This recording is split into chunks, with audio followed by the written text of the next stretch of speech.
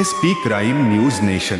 वीज बिलाचा वेळेत भरणा नाही, विजेच्या तारांवर आकडे टाकून किंवा मीटरमध्ये छेडछाड करून वीज चोरी करणे अशा प्रकारांमुळे महावितरणने आता प्रत्येक ग्राहकाच्या घरी स्मार्ट मीटर बसवण्याचा निर्णय घेतला आहे.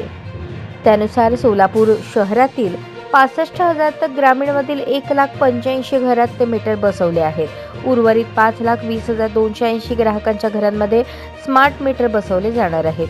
सध्या सोलापूर शहर व जिल्ह्यात महावितरणचे 7,72,613 घरगुती ग्राहक आहेत. त्यापैकी 42% ग्राहक दरमहा नियमित भरतात आणि बाकीचे ग्राहक विलंबाने भरतात.